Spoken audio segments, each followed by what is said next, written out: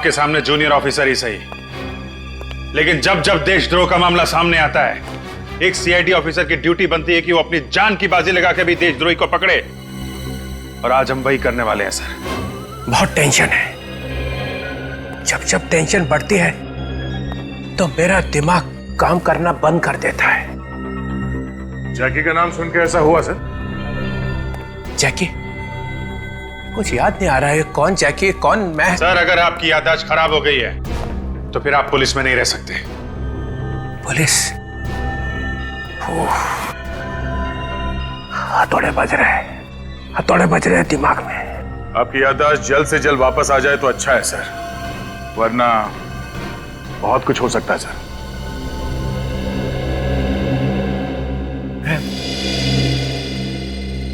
मैं CID bureau में हूं ना? जी सर, और हम बात कर रहे थे कि आप जैकी नाम के गुनहगार से मिले थे।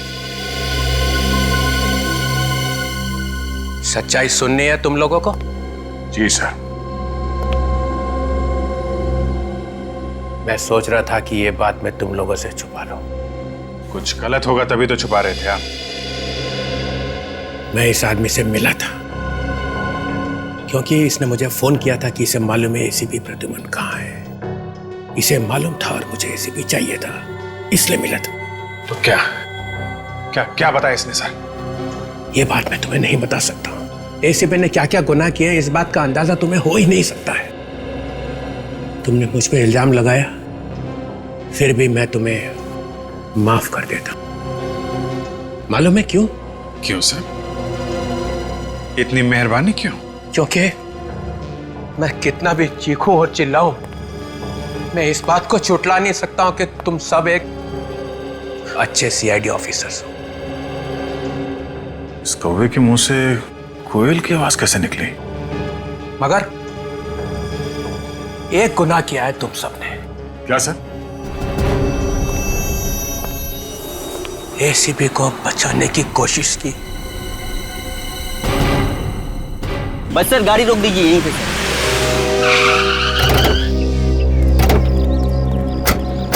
यहाँ पे? सर यही वो इलाका है जहाँ पर एसीपी साहब को आखिरी बार देखा गया था। देख पवन, वैसे ये केस बहुत उलझा हुआ है, खबर पक्की है ना? अभिजीत सर, आप तो जानते हैं कि आज तक अपनी एक भी खबर गलत नहीं हुई है। आखिरी बार एसीपी साहब को यहीं पे देखा गया था, वैन के अंदर। वैन के अंदर ना? ठीक है, लेकिन यहाँ पे तो दो रोड है, एक इस तरफ जा रहा है और दूसरा इस तरफ। रेडी? नक्शा निकालो आपका।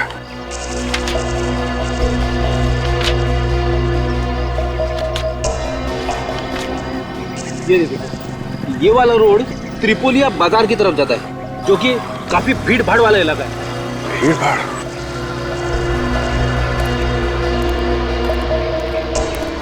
ये रोड काफी सुनसान लग रहा है। क्या आगे क्या है मालूम है? सर इस रास्ते पे आगे बहुत सारे फार्म हाउसेस हैं, जिनमें से कई खाली पड़े हैं। खाली पड़े फार्म हाउस?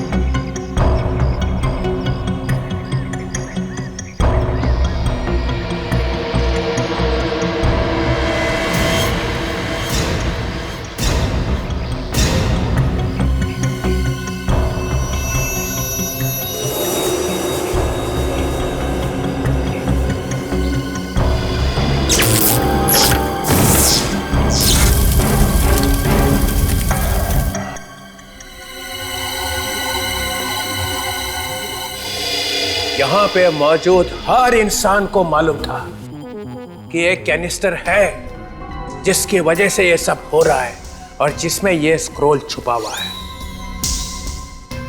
सिवाय एक आदमी के। सालुके? नहीं नहीं नहीं नहीं, सालुके इतना बदनसीब नहीं है। तो फिर कौन सा? वो बदनसीब मैं हूं। मुझे छोड़ के हर एक को मालूम था यहाँ पे। सचिन, तुम्हें मालूम था कैनिस्टर के बारे में? जी सर। जी सर, जी सर। विवेक सर। तुमने सुना था कैनिस्टर के बारे में? मालूम था? Yes sir. तो फिर बताया क्यों नहीं? एक सीआईडी ऑफिसर अपनी जबान कभी नहीं खोलता है सर। जबान खोलता है तो सिर्फ एसीपी के सामने। Yes sir. Sorry sir.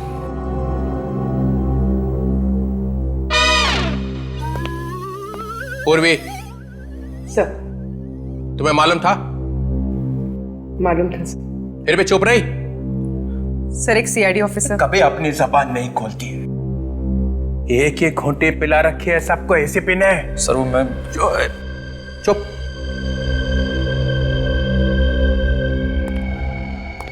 ओ तारिका जी, आपको तो पता होगा पहले से। सर, मैंने तो ये पहली बार देखा है। पहली बार देखने की बात नहीं हो रही है, बात ये हो रही है कैनिस्टर के बारे में मालूम था या नहीं? मालूम था। मालूम था। ये भी बोल दो, एक सीआईडी ऑफिसर कभी अपनी जबान नहीं खोलते। मालूम है? मालूम है किसके सामने खुलती है तुम्हारी जबान? सर वो तालुके साहब, आप और एसीपी तो पहले से ही मिले हुए हैं, तो आपको तो डेफिनेटली मालूम होगा इसके बारे में। जी हाँ सर, मालूम था। तो फिर ये भी मालूम होगा ये क्या लिखा हो? जी नहीं सर, ये मुझे बिल्कुल मालूम नहीं था।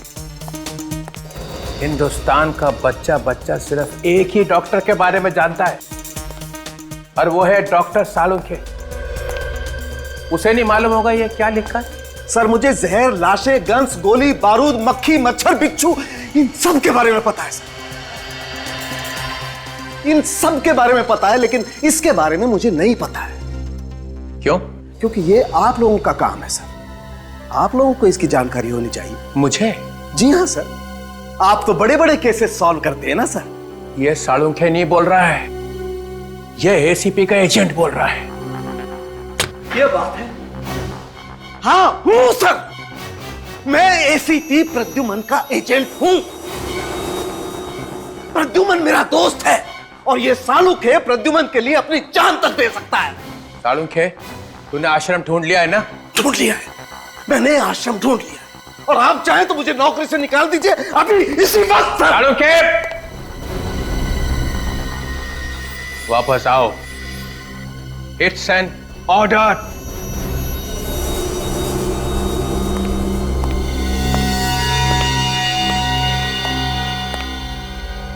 इस वक्त तो इस गधे को भी बाप बनाना पड़ेगा। ये भाग गया तो काम नहीं होगा। क्या सोचे सर आप? इस पे क्या लिखा है सालुंखे? सर इस पे क्या लिखा है ये वाकई में मुझे नहीं मालूम है सर। तो फिर पता कैसे चलेगा कि इसके लिए इतनी जानें क्यों जा रही है? क्यों एसीपी इसके पीछे पड़ा हुआ है? सर ये बात जानने के लिए इसे पढ़ने की जरूरत नहीं है। फिर मारा पैंतरा, फिर मारा पैंतरा। सर मुझे दीजिए प्लीज, एक मिनट।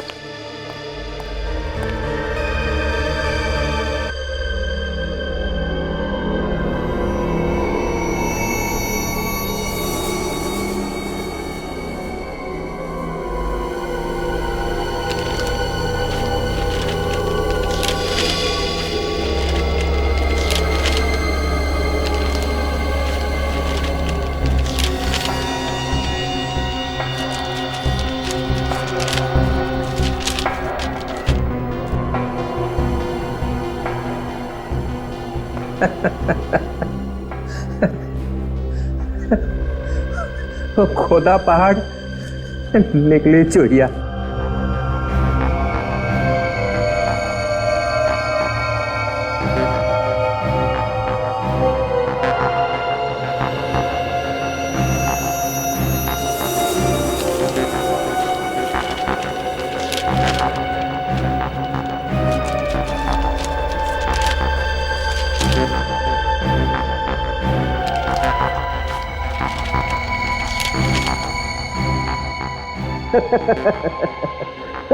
क्या हुआ सर?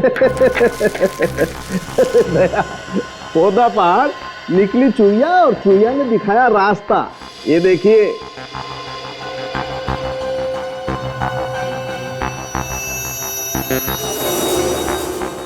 ये किस चीज का नक्शा है? ये मुझसे मत पूछिए सर। अच्छा ठीक है ठीक है। अरे वो सर,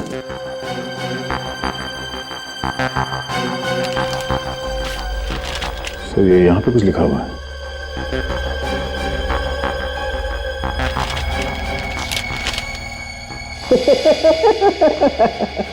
ये दूसरी चुईया।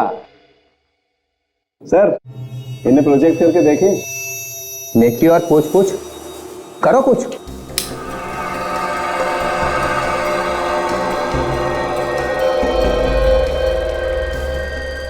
वॉल्ट 1 और ये वॉल्ट 2। और ये है कौन से वॉल्ट? ये कोई खुफिया कमरा है जहाँ पे लोग छुप छुप के मिलते होंगे। तो बहुत ही खतरनाक काम होने वाला है। दूसरा लगा।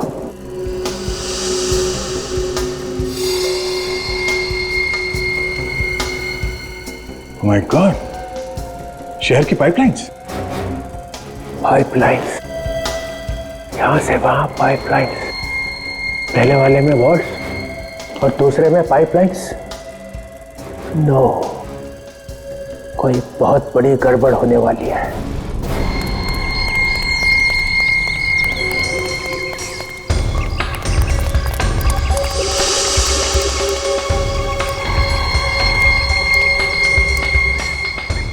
सर, काफी बड़ा बंगला है। एक काम करते हैं, अंदर चलते हैं।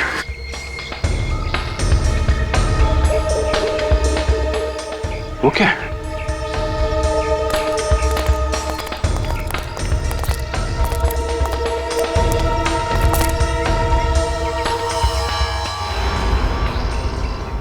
ये क्या है सर?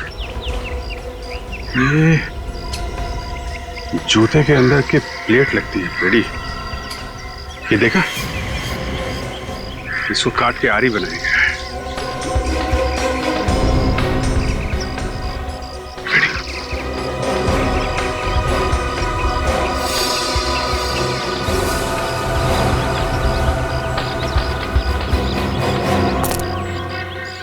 ये तो एसीपी साहब की रुमाल है। सर, कहीं एसीपी साहब को कुछ हो तो नहीं क्या? नहीं, एसीपी साहब को कुछ नहीं हो सकता। चलो अंदर चल के देखते हैं।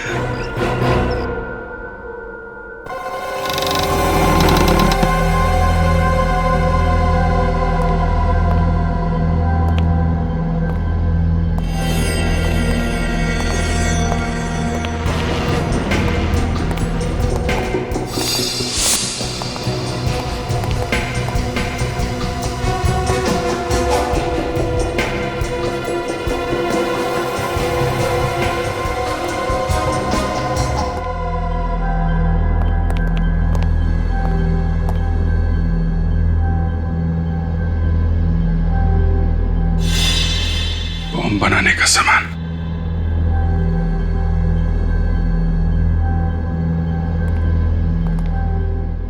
तो यहां पे तैयारी हो रही है मुंबई शहर पे अटैक करने के लिए।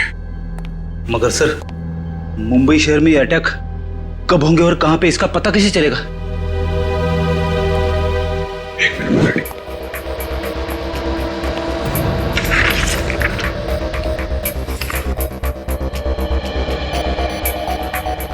पूरे शहर का नक्शा बनाया हुआ है, अलग अलग जगह का, लेकिन कहीं पे मार्किंग नहीं है जिसे जगह का पता चल सके। कुछ भी करके फ्रेडी से रोकना होगा। जल्दी चलो। एसीपी साहब कहां पे सर? उनका तो कुछ पता नहीं चल रहा है। कहीं उन्हें कुछ हो तो नहीं गया? नहीं, एसीपी सर का बाल भी बांका नहीं हो सकता। तुमने आते वक्त देखा था ना फ्रेडी, वो बिजली का मेन स्विच जिसमें आग लगी थी, बंगले के बाउंड्री वॉल के ऊपर एसीपी सर का जला हुआ रुमाल और वो जूते की प्लेट जिसे काट के आरी बनाया गया था, ये सब चीजें कह रही हैं कि एसीपी सर यहां से भाग चुके हैं। अगर एसीपी साहब वहां से भाग गए तो हमें कांटेक्ट क्यों नहीं कर रहे? बता दे क्यों नहीं कि वो है कहां पे? यार कुछ ना कुछ तो वजह होगी। सर हाँ, ये देखिए सर, कैनिस्टर में से जो नक्शे मिले वो जयनगर वेस्ट एरिया के। जयनगर वेस्ट? अगर ये नालियां और सड़कें जयनगर वेस्ट की हैं तो वो सिक्योरिटी वॉल्ट भी जयनगर वेस्ट में ही होगा। हो सकता है वो मुजरिम इस वॉल्ट में कोई लूटपाट या बॉम्ब ब्लास्ट की प्लानिंग कर रहे हैं। हो सकता है। याद है वो जो 3 दुकान जिनमें छोटी मोटी चोरियां हुई थी, बेकरी शॉप, ज्वेलरी शॉप और किराने की दुकान, वो भी जयनगर वेस्ट में ही थी। तीनों दुकानों में घुसे तो थे मगर चोरी नहीं हुई थी। ये मामला कुछ और ही लगता है बॉस। जरा पता करो जयनगर वेस्ट में ऐसे कौन कौन से इलाके हैं जो गुनहगारों की लिस्ट में आ सकते हैं। Bank, ATM, jewellery shop, mall, पता करो क्या क्या है वहां पे। जी सर। सर ये करण है, जयनगर वेस्ट इलाके के municipal engineer. Good evening sir. Mister Karan, Jayanagar west का म्युनिसिपैलिटी प्लान देश के दुश्मनों के हाथों में कैसे पहुंच गया? ये प्लान ऑफिस के बाहर कैसे चला आया? यही पूछ रहे हैं हम आपसे। पर सर ये किसी काम का नहीं है। क्यों काम का नहीं है? सर ये नक्शा पुराना है और तीनों नाले बंद हो चुके हैं। ये तीनों नाले इस्तेमाल नहीं होते? नहीं सर, सर इनके जगह हमने नए नाले बनवाए हैं जो इनसे बड़े और बेहतर हैं। अब समझ में आया दया, ये चक्कर क्या है। ये जो नाले बंद हो गए हैं उनमें घुस के ये लोग कोई बड़ा कांड करने वाले हैं। बेकरी, वो ज्वेलरी शॉप और किराने की दुकान तीनों बंद नाले के ठीक ऊपर है। मतलब साफ है ये चोरी प्रैक्टिस करने के लिए की गई थी। असली जुर्म होना अभी बाकी है। सर जयनगर वेस्ट में 3 bank, 2 jewellery store, 1 mall, 1 government office और कुछ रेजिडेंशियल कॉम्प्लेक्सेस हैं। 3 बैंक, 2 ज्वेलरी स्टोर, 1 मॉल। इस इलाके में चलते हैं, पता करते हैं ये बवंडर कहां पे उठने वाला है।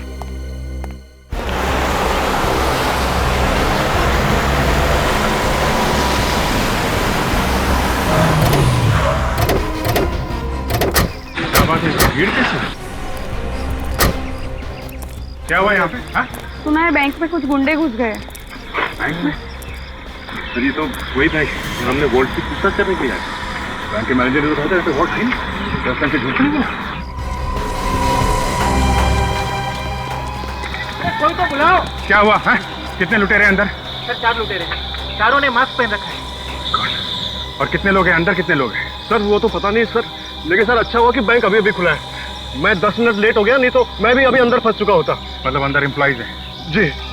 और सर वो कैश 3rd फ्लोर में है सर, लुटेरे वहीं होंगे।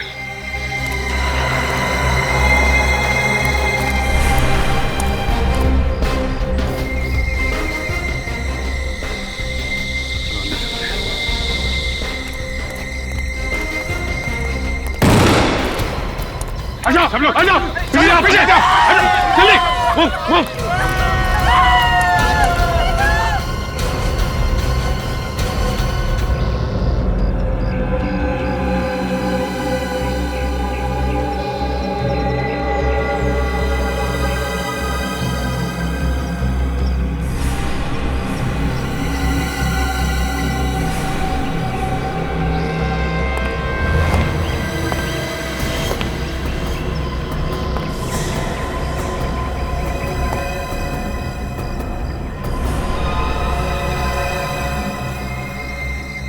ये रास्ता तो बंद है।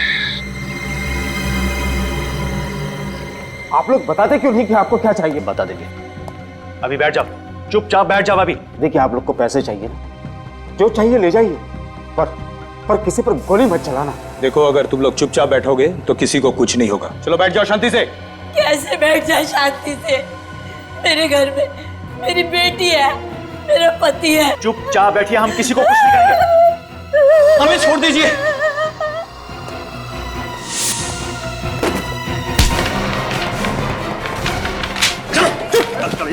चलो बैठ जाओ यहाँ, बैठ जाओ शांति से, बैठ जाओ। सुनो तुम सब, हम यहाँ किसी को नुकसान नहीं पहुँचाना चाहते। जैसा कहते हैं वैसा करो, किसी को कुछ नहीं होगा।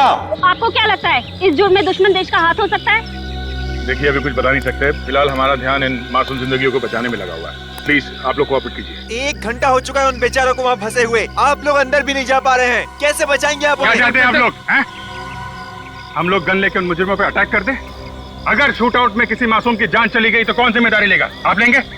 मासूमों को गोली लगने की फिक्र है या फिर आपको डर लगता है गोली खाने से? डर नाम का शब्द हमारी डिक्शनरी से उसी दिन मिट जाता है जब हम लोग सीआईडी की शपथ लेते हैं, समझे? गोलियों से डरते नहीं हम लोग, गोलियां खाई है हमने। जब सुबह घर से बाहर निकलते तो मालूम नहीं रहता कि जिंदा वापस जाएंगे कि नहीं। अनाप शनाप बातें किए जा रहे हैं आप लोग। मुझे सुना दो। नहीं बोलने दो मुझे। तो फिर आप लोग अब तक अंदर क्यों नहीं गए? अब तक यहीं पर क्यों हैं? मासूमों की जान क्यों नहीं बचाई आप लोगों ने? देखिए ऑपरेशन शुरू हो चुका है।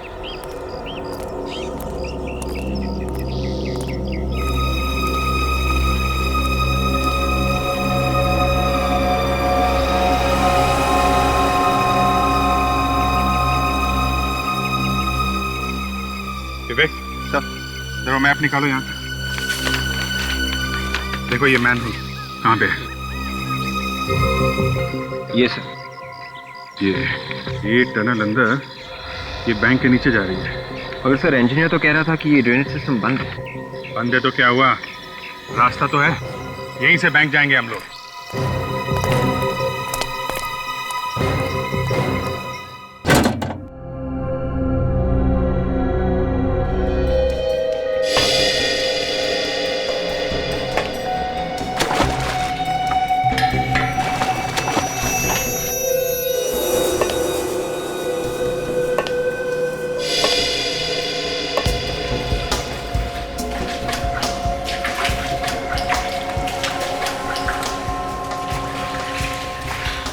सर जीपीएस बता रहा है कि बैंक किस तरफ है। किस तरफ? हाँ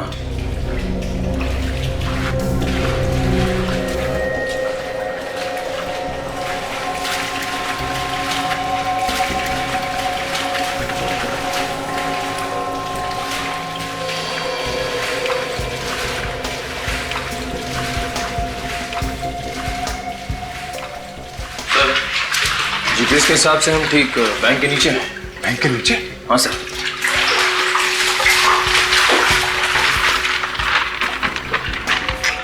सर ये मैनहोल नंबर 15 है।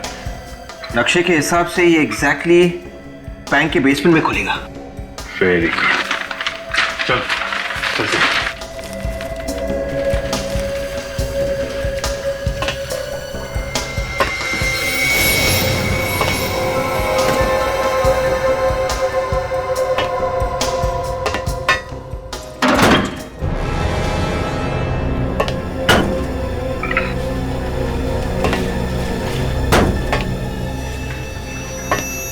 क्या चक्कर है? इंजीनियर ने तो बताया था कि टनल काफी टाइम से बंद पड़ी है। कि आवाज कहां से आ रही? सचिन, विवेक, तुम लोग ऊपर जाके देखो, हैं? हम लोग चेक करते हैं आवाज कहां से है। संभाल के, ऊपर लुटेरे हैं, संभाल के, हैं? लेकिन लेट्स गो।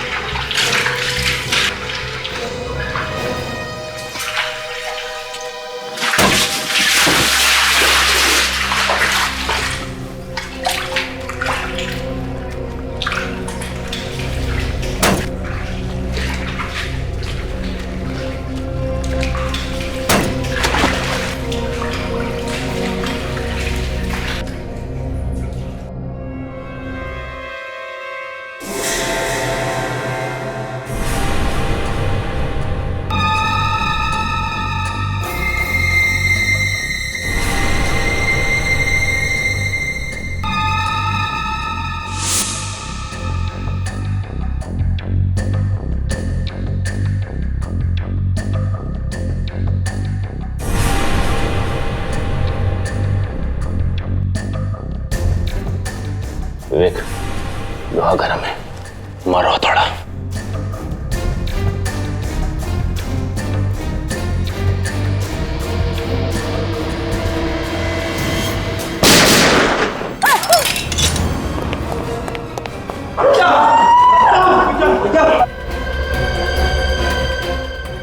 ये गन फेंक दो वरना अच्छा नहीं होगा।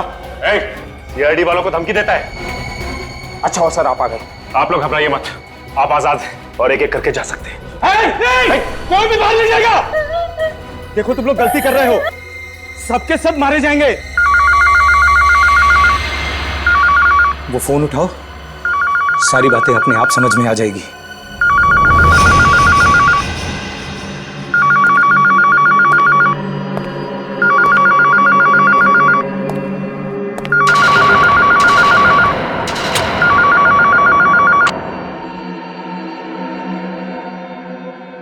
हेलो,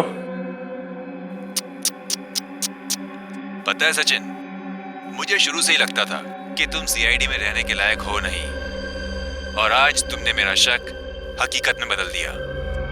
कौन हो तुम? मैं कौन हूं उससे क्या फर्क पड़ता है? खास बात तो यह है कि वो तीनों कौन है जिन पर तुमने गन तान रखी है।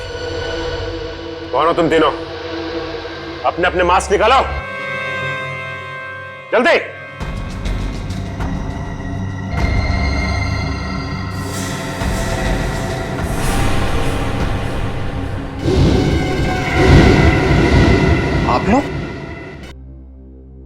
आप लोग तो अंडरकवर कॉप्स है ना, जो एसीपी सर के साथ में थे? ठीक पहचाना आपने। ये सब क्या नाटक है? तुम लोग करने क्या वाले हो? तुमने कभी ताश खेली है सचिन? ताश में 4 गुलाम होते हैं जिन्हें अगर सही जगह पर फिट कर दो तो बाजी पलट जाती है।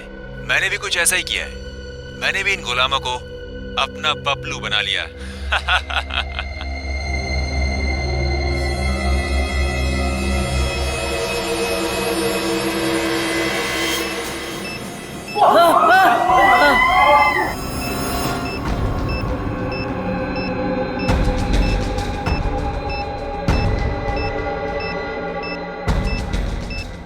अगर हम लोगों ने उसकी बात नहीं मानी, वो किसी भी समय इन बॉम्ब्स को ब्लास्ट कर देगा। क्यों सचिन, कैसा लगा इन मासूमों की आंख में मौत की दहशत देखकर? तुम चाहते क्या? तुम लोगों को अपने इशारों पर नचाना चाहता हूं मैं, अपनी कठपुतली बनाकर। जब तक मैं ना कहूं, कोई भी बैंक से बाहर नहीं जाएगा। चुपचाप वहीं रुके रहो। देखो मगर जो तुम, और अगर जरा से भी होशियारी करने का ख्याल भी मन में आया तो याद रखना, मेरी नजरें तुम लोगों पर गड़ी हुई हैं।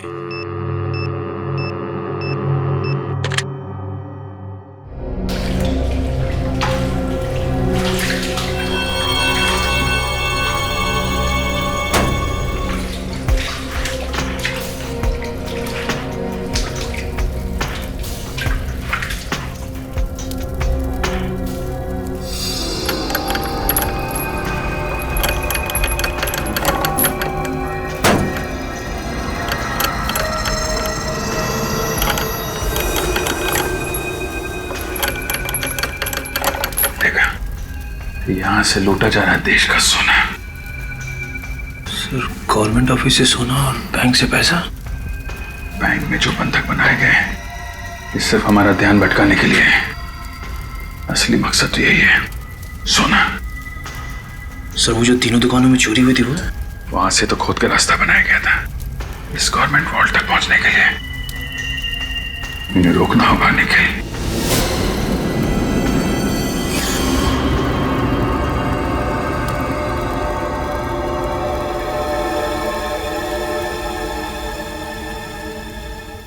एसीपी साहब,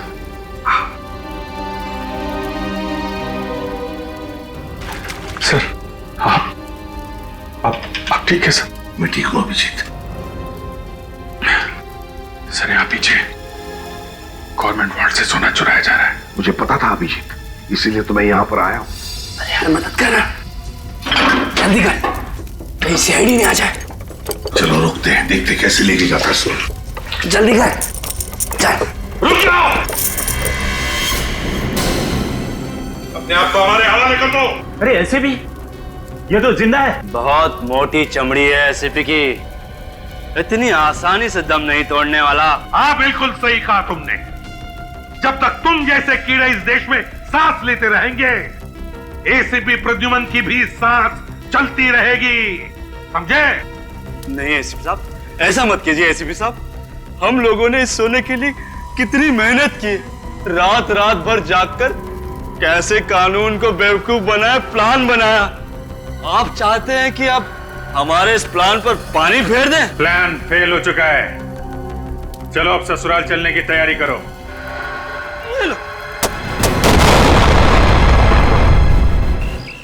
बहुत जल्दी ही रिजल्ट मिल जाएगा। आप हमारे साथ कोऑपरेट कीजिए प्लीज। सर हमारे सवाल प्लीज प्लीज। सर जी का कोई मैसेज कुछ नहीं। सचिन और वीर का भी कोई मैसेज नहीं। आई होप सब कुछ ठीक है। सर अंदर घुसते। नहीं रेडी। एक टीम का बाहर रहना बहुत जरूरी है।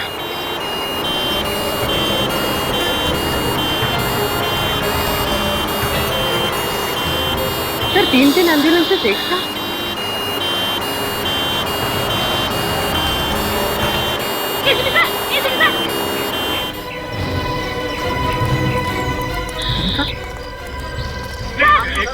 प्लीज बाद में प्लीज प्लीज।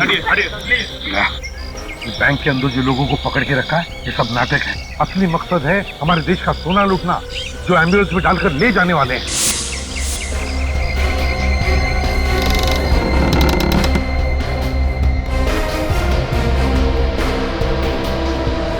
हाँ मुझे पता है बॉस। सोना एम्बुलेंस में ही जाएगा। मैंने 3 एम्बुलेंस भिजवा दी है। एम्बुलेंस में? हाँ सर अभी भी 3 एम्बुलेंस गई इस तरफ। माय गॉड, हमें रोकना होगा। चलो जल्दी। हेलो। अगर एम्बुलेंस का पीछा करने की बेवकूफी की तो ऐसा धमाका करूंगा कि बैंक की बर्बादी की गूंज पूरे देश में सुनाई देगी। My God. Hello hello hello. ये ऐसा आदमी है तो अभी भी हमें देख रहा है, तो बैंक में होगा या फिर सर। हाँ सर ये सामने बिल्डिंग है, उसके साथ में फ्लोर पे 2 लोग हम पे नजर रखे हुए हैं।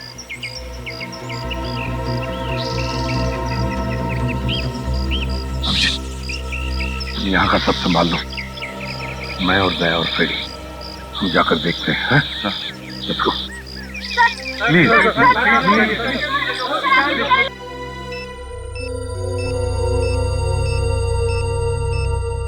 इस तरह से हम हाथ पे हाथ रखे कब तक बैठे रहेंगे? कुछ ना कुछ तो करना ही होगा हमको।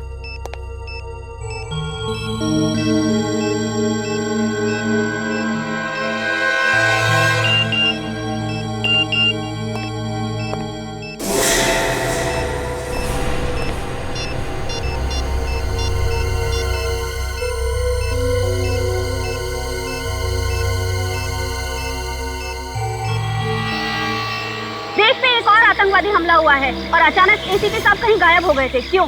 देखिए वो जहाँ भी थे अब आप लोगों के सामने आ गए हैं ना। आप लोग विश्वास रखिए, हम लोग बहुत जल्द इस मिशन में कामयाब होकर रहेंगे। एसीपी साहब के आ जाने से सीआईडी टीम का हौसला बुलंद हो गया है। उनकी ताकत दुगनी हो गई है। न्यूज अपडेट के लिए आप बने रहिए न्यूज वर्ल्ड पर। Very good. सचिन को मैसेज मिल गया है, बैंक के अंदर बहुत जल्द हंगामा होने वाला है।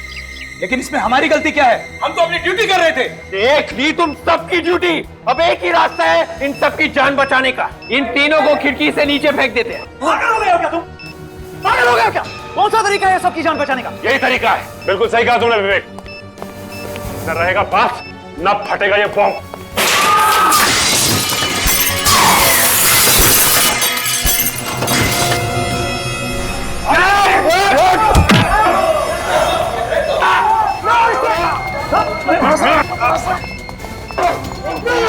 प्लान को अंजाम देने का वक्त आ गया है। क्या? सीआईडी की चिंता तुम मत करो, उन्हें तो मैंने बैंक में ही फंसा दिया है। हाँ ठीक है, पुराने किले पे मिलते हैं। बैंक में जिन लोगों को बंदी बना रखा है उनका क्या करेगी? छोड़ दो। छोड़ दे? हाँ छोड़ दो, उनकी आत्मा को आजाद कर दो इस दुनिया से। ये लो रिमोट, जैसे मैं यहां से दूर जाऊं दबा देना इसे। ठीक है।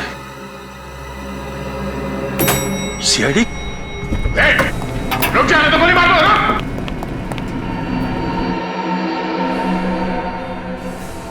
मिस्टर और मिसेस कुमार। जी हाँ, हम लोग सीआईडी से।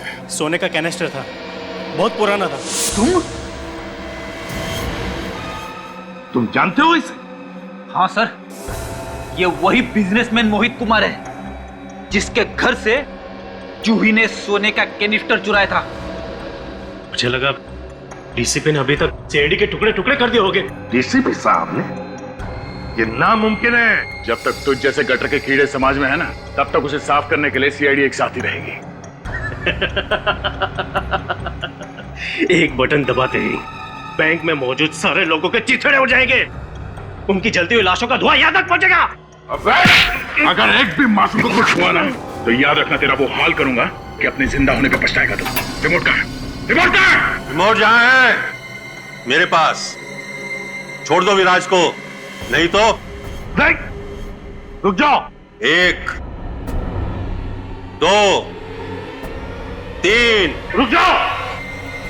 विराज को हम छोड़ देंगे, लेकिन वो रिमोट पहले तुम हमें दोगे। बेवकूफ समझा है क्या मुझे? हाँ? पहले विराज जाएगा, फिर मैं रिमोट दूंगा तुम्हें। देख, रिमोट हमें दे दो पहले। जल्दी करो एसीपी, वक्त बहुत कम है।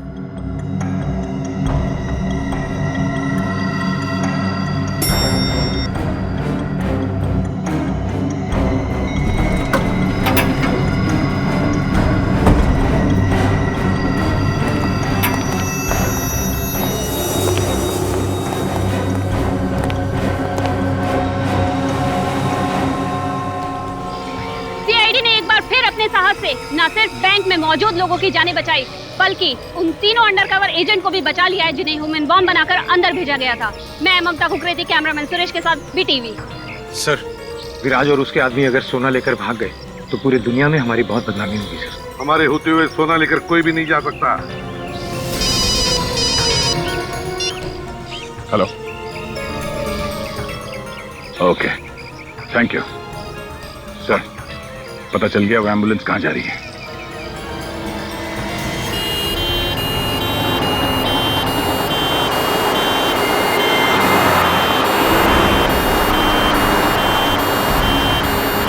जो कभी नहीं हुआ वो अब होगा। पहली बार सीआईडी की हार होगी और एक मुजरिम की जीत।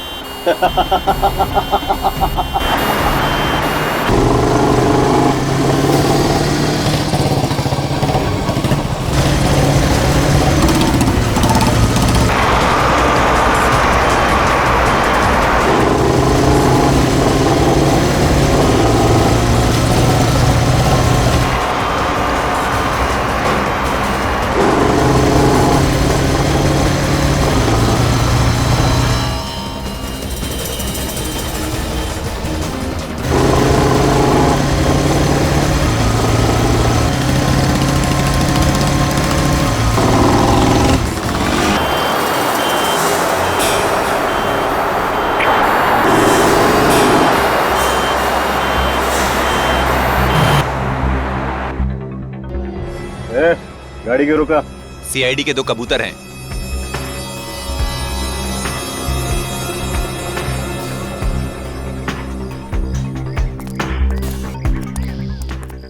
क्या एम्बुलेंस में? मुर्दा है साहब, चाहो तो देख सकते हैं।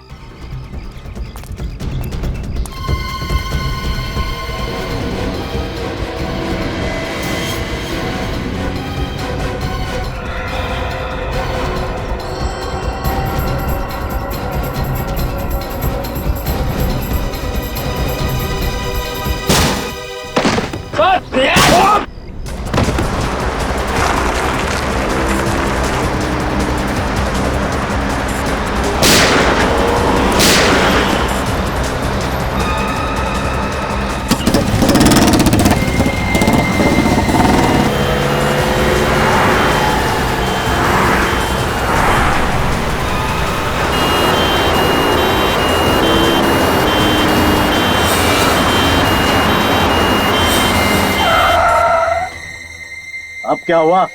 सीआईडी के बड़े कबूतर हैं। ये लोग ऐसे नहीं मानेंगे। जरा अच्छे से खातिरदारी करो उनकी।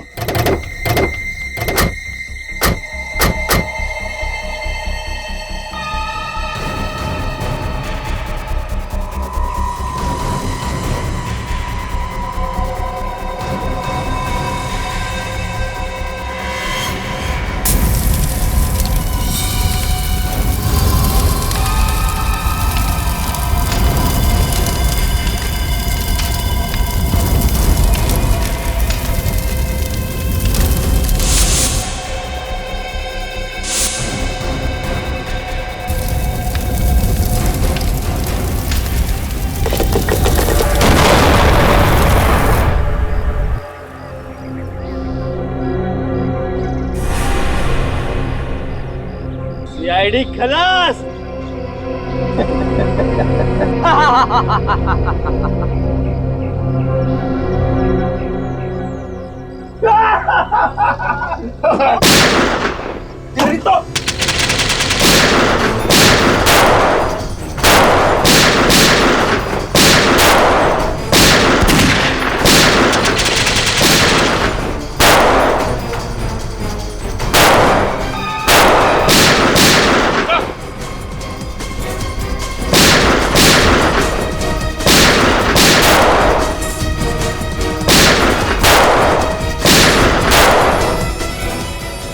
गोली चला।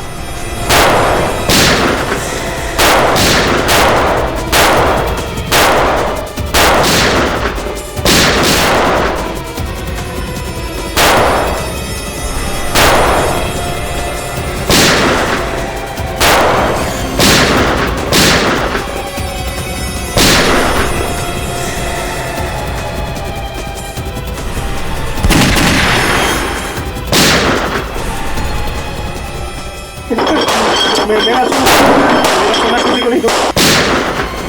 मुझे संभाल के।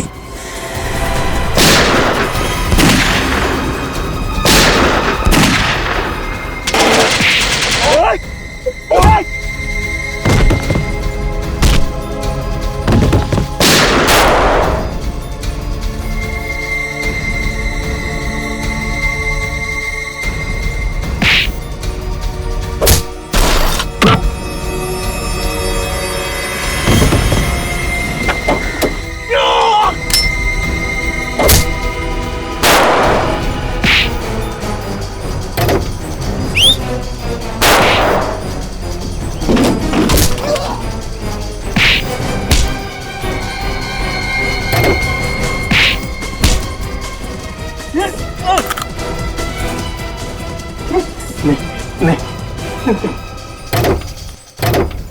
माफ कर दीजिए, मुझे माफ कर दीजिए।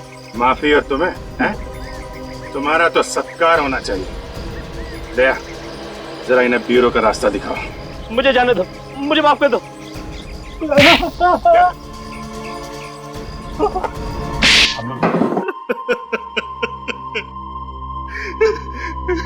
24 देशों में डाका डाला है मैंने, लेकिन आज तक किसी भी देश की पुलिस मुझे पकड़ नहीं सकी। क्या सोचा था सिल्वर जुबली इंडिया में डाका डाल के मनाओगे? इंडिया को लूटने की तमन्ना मेरे दिल में उसी दिन जन्म ले चुकी थी जिस दिन मैंने जुर्म का रास्ता अपनाया था। हाँ, लेकिन तुम भूल गए कि सीआईडी यहाँ पर है, और जब तक सीआईडी है तुम जैसे गद्दार इस देश का कुछ बिगाड़ नहीं सकते, समझे? लूटे हुए सोने का क्या करने वाले थे तुम लोग? उससे हम लोग हथियार और बम खरीद कर आतंकवादियों को ऊंचे दाम में बेचने वाले थे। शर्म नहीं आई तुम्हें? पैसों की लालच में अपना ईमान बेचते हुए न जाने कितने मासूम लोगों की मौत के जिम्मेदार हो तुम। इन सब से मुझे क्या लेना देना? मैं तो जुर्म की दुनिया का सबसे बड़ा आदमी बनना चाहता था। ऐसे बहुत सबसे बड़े आदमी घुटने टेक गए सीआईडी के सामने, समझे? अब जेल में सड़ते बैठना फांसी का ऑर्डर आने तक। जैसे ही पता चला कि विराज ने अपना मुंह इंडिया की तरफ मोड़ लिया है, तो जल्दी से जल्दी उससे टक्कर लेना जरूरी था। और वो दिखता कैसे है कहां, ये मालूम नहीं था। सर, कम से कम हमें बता तो सकते थे, हम भी ले सकते थे टक्कर। हाँ अभिजीत, तुम लोगों से बेहतर और कौन हो सकता है टक्कर देने वाला? लेकिन पिछले 15 सालों में तुम लोगों के चेहरे गुंडे, बदमाशों को और आतंकवादियों को मालूम पड़ गए हैं, इसलिए मुझे अंडरकवर ऑफिसर्स के साथ काम करना पड़ा। बेचारी वो लड़की जो ही मारी गई सर। हाँ दया, जान कुर्बान कर दी उसने अपने देश के लिए। सर, आपको उन लोगों ने टैंक में बंद करके रख दिया था, अगर आपको कुछ हो जाता तो? अरे फ्रेडी में टैंक से बाहर निकला ना। हाँ। उन लोगों को लगा होगा कि एसीपी प्रद्युमन कच्ची मिट्टी का बना हुआ है। तो सर, हम लोग विश्वास ही नहीं कर सके कि आपने खून कर दिया। नहीं अभिजीत, गोली मैंने नहीं मारी है उसे। मगर सर, गोली करम की लाश के पास से मिली थी। जहां पर हम गोली चलाने की प्रैक्टिस करते हैं, शायद किसी ने वहीं से गोली चुरा ली है। फायरिंग रेंज से सर? हाँ दया, फायरिंग रेंज से। और आगे से एक बात का ख्याल रखना सभी लोग, कि तुम्हारी गन में से निकली एक एक गोली का हिसाब रखो, एक एक गोली का। यही बात बोलने के लिए आया हूं। चित्रोले साहब, ये अभी तक यही मंडरा रहा है। अपनी देशभक्ति के ज्यादा सबूत देने की जरूरत नहीं है। उसके लिए सिर्फ ये गोली ही काफी है। ये? हाँ, वही गोली जिससे करम का खून हुआ है। वो गोली दूसरी थी। दूसरी थी? दिखाओ कहां है। सर वो गोली तो आतंकवादी ले गए अपने साथ। अच्छा, तुमने देखा ले जाते हुए? दया, तुमने देखा? नहीं सर।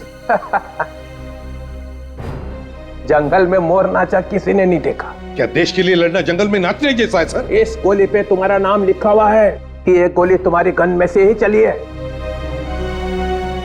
और सालुखे ने भी तुम अपना मुंह खोल ही दिया था कि ये गोली एसीपी की है। सालुखे? उसने? हाँ सर, वो बाद में उन्होंने बोल दिया था। आजकल एक पुलिस ऑफिसर पे अगर छोटे से छोटा इल्जाम भी लगता है तो उसकी प्रॉपर इंक्वायरी होती है, और जब तक छानबीन पूरी नहीं हो जाती तब तक उसे सस्पेंड किया जाता है। जी सर, सस्पेंड। तो फिर सर, अगर ये गुनाह मेरे हाथों हुआ है तो इस बात का सबूत भी आप ही को ढूंढना होगा। ढूंढूंगा, जरूर ढूंढूंगा। इस गोली को सीने से लगाए घूमता रहता हूं मैं। सिर्फ ये कह देने से काम नहीं चलेगा कि गोली मैंने नहीं चलाई है। तुम्हारे ऊपर खून का इल्जाम लगा हुआ है, खून का। जब तक सीआईडी के इतिहास में से तुम्हारा नाम नहीं मिटा देता तब तक चैन से नहीं बैठूंगा। एसीपी प्रद्युमन सर, एक ना एक दिन तुम्हें सीआईडी से जाना ही पड़ेगा।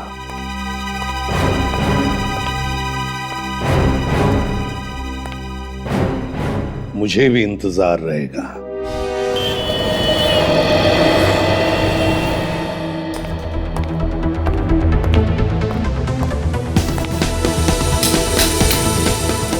नमस्कार, मैं मलिक।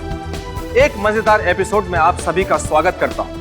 आज एक रहस्य से पर्दा उठेगा, सच्चाई पता चलेगी। भविष्य जानने की इच्छा मेरे अंदर भी है और आपके अंदर भी। ज्योतिष एक शास्त्र है जिसके जरिए हम अपना भविष्य जान सकते हैं। कुछ लोग यकीन करते हैं और कुछ नहीं, मगर सच क्या है यह बताने के लिए हमारे बीच आ रही हैं मशहूर ज्योतिष miss Tania. Please welcome.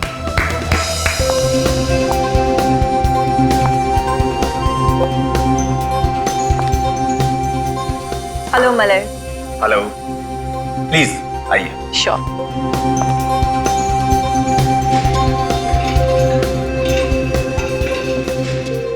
Tania जी, हमारे शो में आने के लिए आपका बहुत बहुत धन्यवाद। Thank you so much. ज्योतिष मेरे लिए एक बहुत बड़ा रहस्य है। प्लीज आप हमें बताइए कि आप भविष्य कैसे बताते हैं? हम सब इस ब्रह्मांड का एक हिस्सा है। हमारी सोच पर, हमारे हर एक डिसीजन पर इन सितारों का प्रभाव होता है। अच्छा, तो इन सितारों से हमारी किस्मत जुड़ी हुई है? बिल्कुल, जैसे इन सितारों का रास्ता तय है वैसे ही हमारी किस्मत। इन सितारों को देखकर मैं किसी भी आदमी का भविष्य जान सकती हूँ। तो हमारी किस्मत तय है, हम इसे बदल नहीं सकते। सुनकर थोड़ा डर लगता है। बिल्कुल, मुझे तो पूरा यकीन है कि मैं आपके इस यकीन को परखना चाहूंगा। आप अपनी बात को साबित करने के लिए कोई सबूत दें, जैसे कि आप मेरे भविष्य के बारे में कुछ बातें बताएं। ठीक है, मगर ऐसी कुछ बातें जिससे हम सबको ज्योतिष पर यकीन आ जाए। ठीक है, आप अपना हाथ दिखाइए।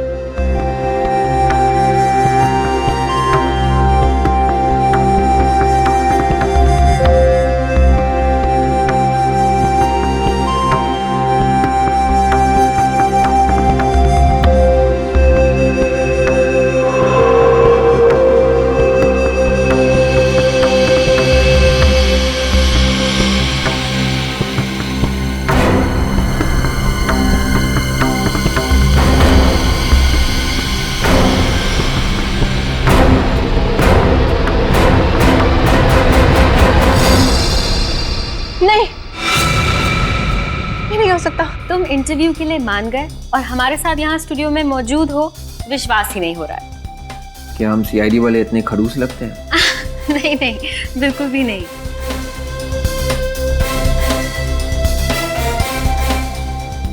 क्या हुआ विवेक, परेशान लग रहे हो? कैमरा और लाइट्स को देखकर नर्वस तो नहीं हो रहे? जी हाँ, ये कैमरा और लाइट्स थोड़ा नर्वस कर रहे हैं मुझे। ओके ठीक है विवेक, नो प्रॉब्लम। हम इंटरव्यू से पहले एक रिहर्सल कर लेते हैं ताकि तुम्हें कैमरा और लाइट्स की आदत हो जाए। जी शुक्रिया। अब विवेक ये बताओ कि तुम सीआईडी में कब आए? यही कोई हो गए होंगे 5-6 साल। अच्छा, तो कैसी होती है सीआईडी ऑफिसर्स की जिंदगी? थोड़ी मुश्किल है पर बहुत ही दिलचस्प। विवेक, अब एसीपी अभिजीत और दया सर जैसे सीनियर ऑफिसर्स के साथ काम करने के बारे में कुछ बताइए ना हमें। देखिए, उनके साथ काम करना बहुत बड़ी बात है। एक परिवार के जैसे रखते हैं सबको। उन्होंने मुझे बहुत कुछ सिखाया, बहुत कुछ, और मदद के लिए हमेशा तैयार रहते हैं। Very nice. मगर आपके असली परिवार का क्या? आपके माता पिता को डर नहीं लगता? लगता है। मेरी माँ को हमेशा मेरी चिंता लगी रहती है, लेकिन उन्हें गर्व है कि मैं समाज के काम आ रहा हूँ। विवेक, एक और बहुत इम्पोर्टेंट सवाल है और उस सवाल को पूछे बगैर मैं आपको इस स्टूडियो में से जाने नहीं दे सकती। देखिए प्लीज, शादी के बारे में मत पूछना, ऑलराइट? नहीं नहीं, शादी के बारे में तो हम जरूर पूछेंगे, लेकिन बाद में। अभी आप मुझे प्लीज फ्रेडी सर के बारे में कुछ बताइए ना। Freddie sir? हाँ। क्या हुआ विवेक, फ्रेडी सर का नाम लेते ही आपने हंसना शुरू कर दिया? वो बस फ्रेडी सर। फ्रेडी सर का नाम सुनते ही आपका ये हाल है, तो आपके साथ काम करते हुए क्या हाल होता होगा? जी हाँ, बिल्कुल पूछिए मत। सॉरी।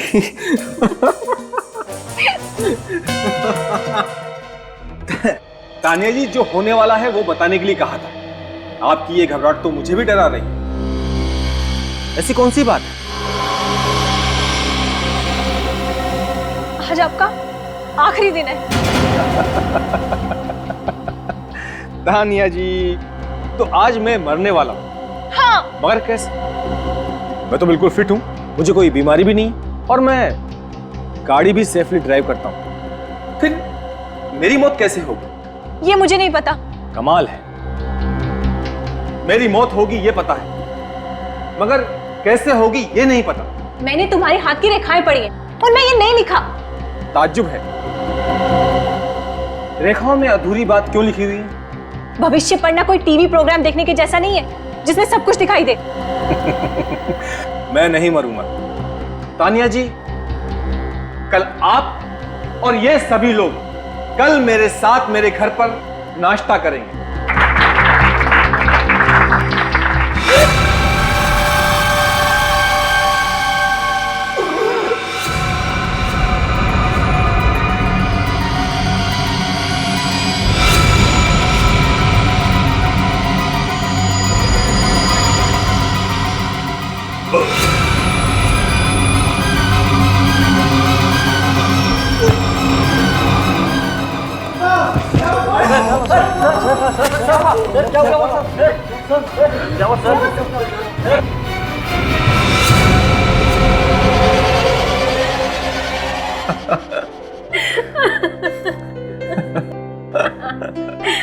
विवेक, बिल्कुल विश्वास नहीं होता कि तुम इतना मजाक कर सकते हो। अब आपको सच बातों पर हंसी आती है तो क्या करें?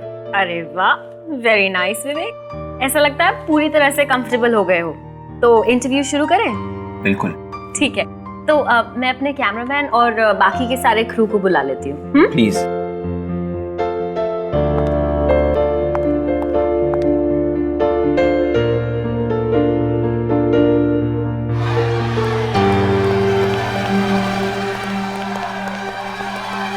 रागिनी, क्या हुआ? पता नहीं विवेक, पर कुछ तो गड़बड़ जरूर है। गड़बड़? भाई साहब, क्या हुआ? शायद उस तरफ कुछ हुआ है।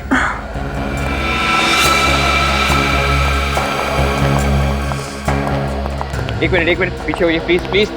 मैम प्लीज एक मिनट। क्या हुआ सर? क्या हुआ सर? भाई साहब भाई साहब।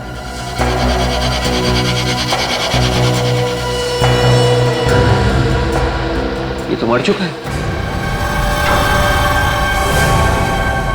देखिए मैं इंस्पेक्टर विवेक हूँ सीआईडी से।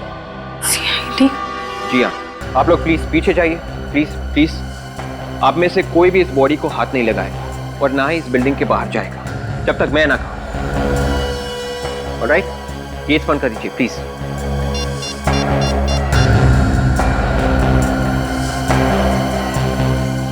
हेलो सर, मैं फ्यूचर न्यूज चैनल से बात कर रहा हूँ। आप लोग जल्दी आइए सर, यहाँ पे खून हुआ है सर। खून हुआ है?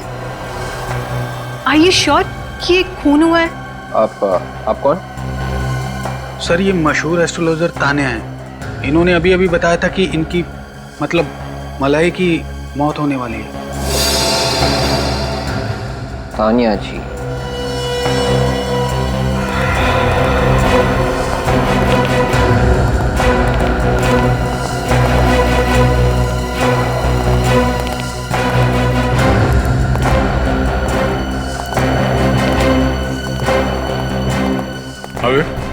सर मलाई।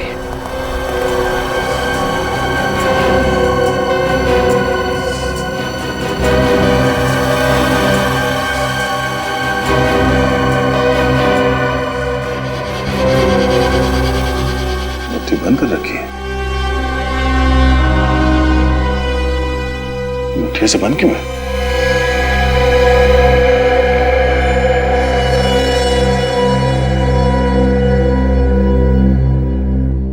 लाश तो क्यों ठंडी हो गई है, एकदम बर्फ की जैसे। हाँ सर, इसकी मौत बड़ी अजीब तरीके से हुई है, इसीलिए मैंने आपको फोन किया। मगर इसकी मौत तो अभी हुई है ना, थोड़ी देर पहले। जी हाँ सर।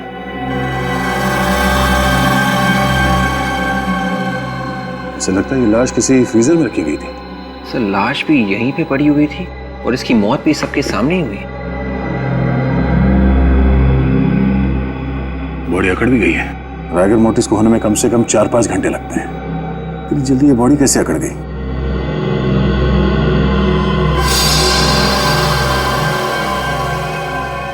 आंखें भी अकड़ गई है और आंखें सफेद भी हो गई। सचिन, ये बॉडी कुछ गड़बड़ है। ये केस डॉक्टर सालुंके की हालत खराब करने वाला है। एक काम करो, लाश को फॉरेंसिक लैब भिजवा दो। डॉक्टर साहब को ये लाश इसी हालत में देखनी चाहिए।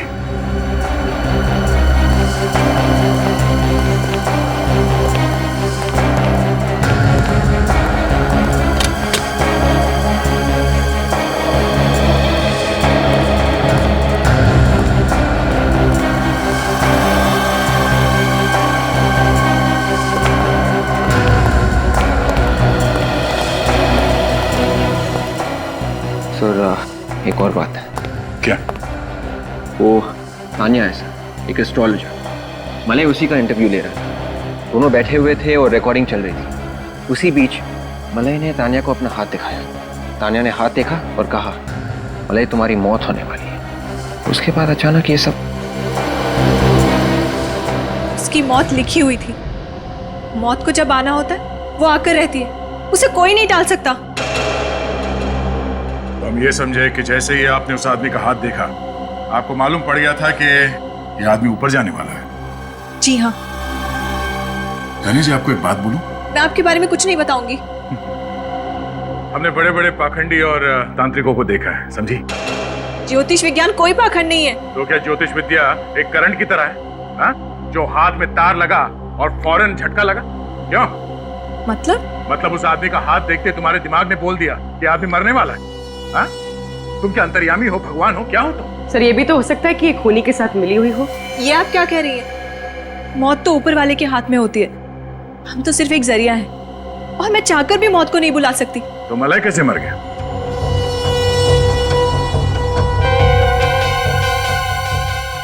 अच्छा, आप खुद का हाथ देख सकती हैं? क्या आपका ऊपर वाला आपको बता सकता है कि अभी थोड़ी देर में आपके साथ क्या होने वाला है? नहीं, मैं आपका हाथ बिना देके बता सकता हूँ कि आपके साथ क्या होने वाला है। क्या होने वाला है? ये लेडी ऑफिसर सबके सामने तुम्हें गर्दन से पकड़ेगी और यहाँ से घसीटते हुए सीआईडी वैन तक ले जाएगी और फिर वहाँ से सीआईडी ब्यूरो में घंटों तक पूछताछ करेगी जब तक तुम ये नहीं बता देती कि मौत की भविष्यवाणी हुई कैसे। आप मुझे अरेस्ट करेंगे? अरेस्ट भी करेंगे और लेके भी जाएंगे। इसमें मेरा क्या कसूर है? उसने मुझे बोला था कि वो जब सबके सामने हाथ दिखाए तो मैं बोल दूं कि उसकी मौत होने वाली है।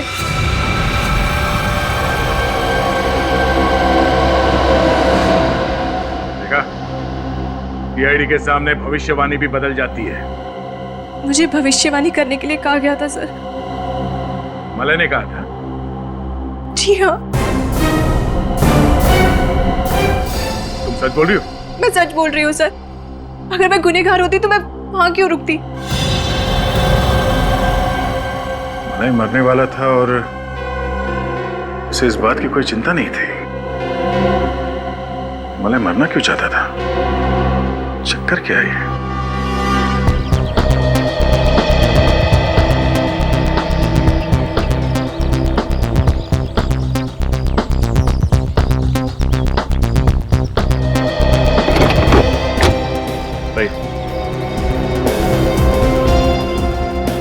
संभल के, संभल के, संभल के। और आगे जाओ।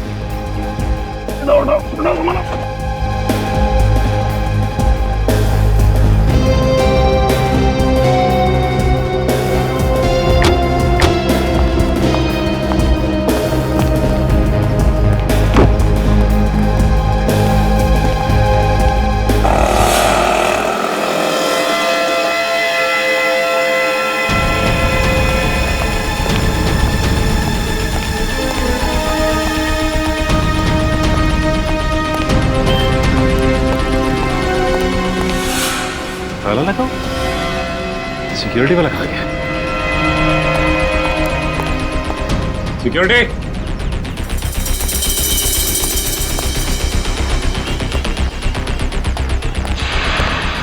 Security, security. भाई साहब ये सिक्योरिटी वाला खा गया। पता नहीं सर। पता नहीं। दरवाजा क्यों खुला है? दरवाजा, लाश कहाँ गई?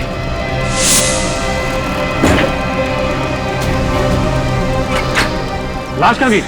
लाश? पता नहीं साहब, कहाँ गई? पता नहीं। कमाल है। तुम लोग यही थे ना? हाँ साहब, हम तो यहीं पर थे। तुम यहीं पे थे, फिर भी लाश गायब हो गई। मलय क्या शो कर रहा था, वो शो दिखाओ। बिल्कुल, मुझे तो पूरा यकीन है कि मैं आपके इस यकीन को परखना चाहूंगा। ठीक है। मैं चाहता हूं कि आपकी बात साबित करने के लिए आप कुछ सबूत दें। आप अपना हाथ दिखाइए।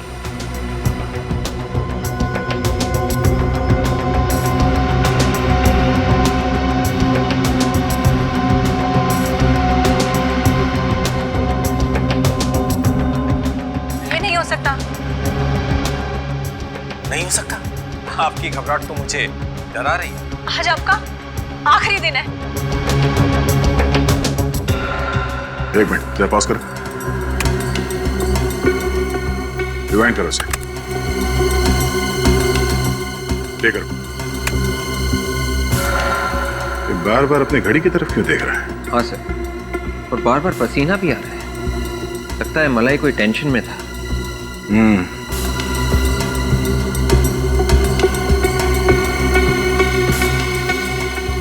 सर ऐसा लग रहा है इसकी तबीयत ठीक नहीं है।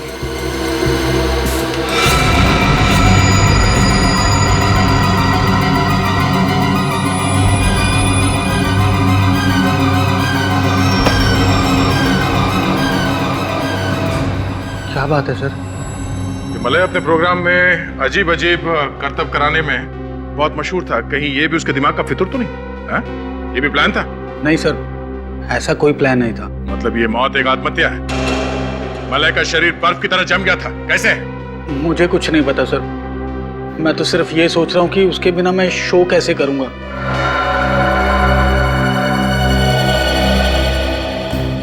मलय मरने वाला है, ये बात तानिया को मालूम थी। हाँ सर, लेकिन यहाँ पे काम करने वाले मलय के किसी भी कोलीग को तानिया के बारे में मालूम नहीं था। सबसे पूछा? हाँ सर। अब सर एक लड़की रह गई है। कौन? रागिनी। वो मेरा इंटरव्यू ले रही थी। उससे भी पूछ के देखो। Yes sir.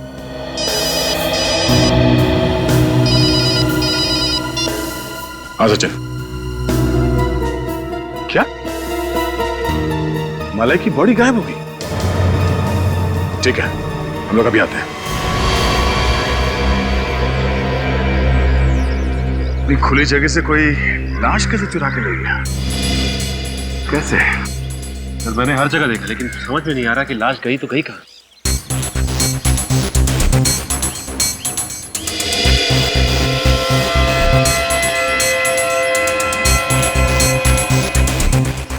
एम्बुलेंस के नीचे सब बंद है, कोई ड्रेनेज एग्जिट भी नहीं है।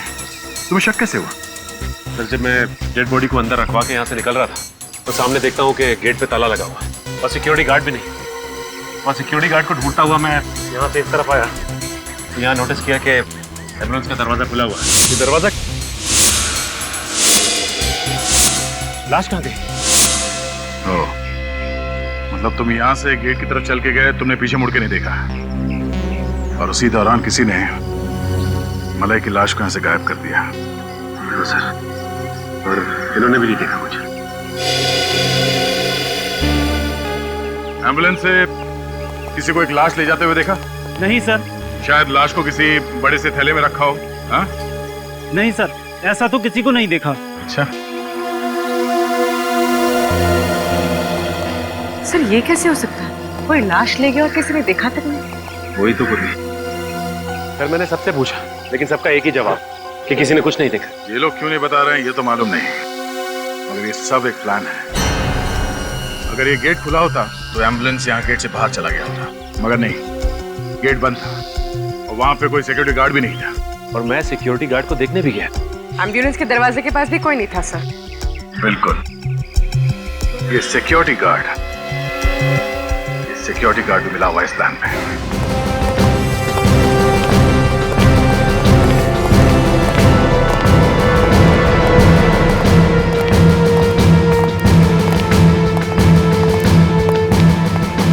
तुम यहाँ गेट पे सिक्योरिटी करते हो? जी सर। कहाँ गए?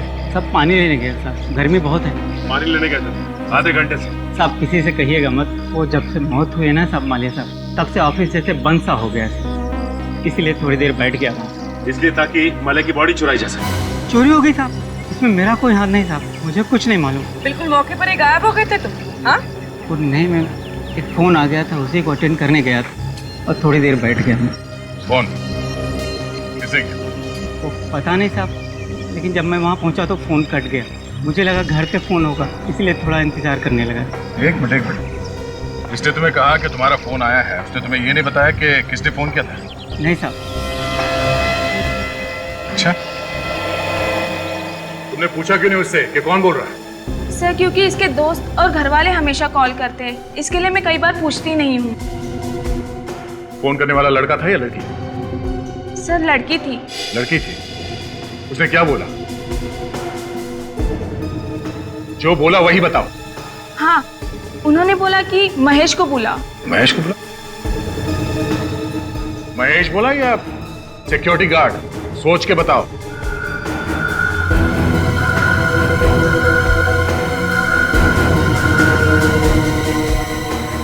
सॉरी सर, सिक्योरिटी गार्ड बोला था। Security guard? हाँ सर, कहा था कि जो मेन गेट पे सिक्योरिटी गार्ड है उसे बुलाओ।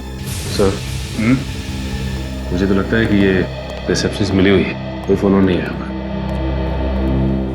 कॉल करने वाले ने कहा कि सिक्योरिटी गार्ड को बुलाओ। नहीं सचिन, ये रिसेप्शनिस्ट मिली हुई नहीं है। अगर वो फोन करने वाला इस वॉचमैन का कोई यार दोस्त होता तो ये कहता कि महेश को बुलाओ, और कॉल करने वाले ने कहा कि गेट से सिक्योरिटी गार्ड को बुलाओ। वो फोन करने वाली लड़की इसी टीवी स्टेशन में है।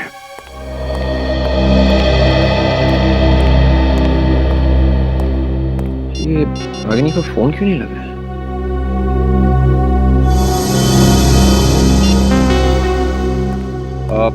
देखिए भाई साहब, ये आपकी रिपोर्टर जो है रागिनी, वो अभी कहाँ होगी? कौन? रागिनी? रागिनी इस नाम का तो कोई नहीं यहाँ पर। देखिए, शायद आपको मालूम नहीं होगा, आप प्लीज अपने रिकॉर्ड में चेक कीजिए। रागिनी, रिपोर्टर। मैं पिछले 5 साल से यहाँ काम कर रहा हूँ, अब मुझे नहीं पता होगा तो किसे पता होगा सर? फिर वो कौन सी रागिनी थी जिसके साथ मैं इंटरव्यू रूम में रिहर्स कर रहा था? Interview room? हाँ, वो तो बंद होना चाहिए था। देखिए, वो रूम खोला गया था, मैं वहाँ रागिनी के साथ इंटरव्यू के लिए रिहर्स कर रहा था। देखिए, आप एक काम कीजिए, आप अपने प्रोग्रामिंग हेड मिस्टर सुधीर को अभी के अभी बुलाएं, मुझे उनसे मिलना है। ठीक है सर। थैंक्स।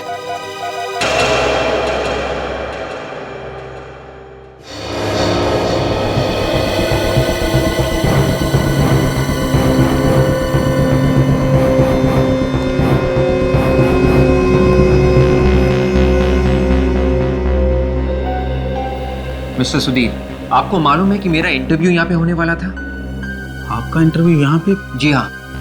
नहीं सर, इस बारे में मुझे कुछ नहीं मालूम। देखिए, आपकी रिपोर्टर रागिनी ने मुझे यहाँ इंटरव्यू पे बुलाया था, कैमरा यहाँ पे लगा हुआ था, रागिनी यहाँ पे बैठी थी और मैं यहाँ पे, हमारे बीच बातचीत शुरू हो गई थी। फिर अचानक, अभी समझ में नहीं आ रहा है कि यहाँ पे ना तो कोई रागिनी को जानता है और ना ही इस इंटरव्यू के बारे में। हाँ सर, रागिनी नाम की कोई रिपोर्टर नहीं है और ना ही यहाँ पे कभी काम करती थी। मैं तो खुद ताज्जुब में हूँ कि ऐसा कैसे हो गया। ये सारी तैयारी अपने आप तो नहीं होगी, यहाँ पे कुछ तो होने वाला होगा ना? हाँ सर, मलाय यहाँ पे एक इंटरव्यू लेने वाला था। मलाय तो दूसरे इंटरव्यू में था, तो फिर यहाँ कौन सा इंटरव्यू? उस इंटरव्यू के खत्म होने के बाद वो दूसरा इंटरव्यू यहाँ पे लेने वाला था। अच्छा, तो ये रूम खाली था, ये बात रागिनी को मालूम थी, तभी उसने ये सारा प्लान बनाया। मिस्टर सुधीर, आपके टीवी स्टेशन का ही कोई आदमी है जिसने ये बात रागिनी को बताई थी। कौन है वो? किसी पे कोई शक? नहीं सर। कोई तो है मिस्टर सुधीर, कोई तो है। कौन?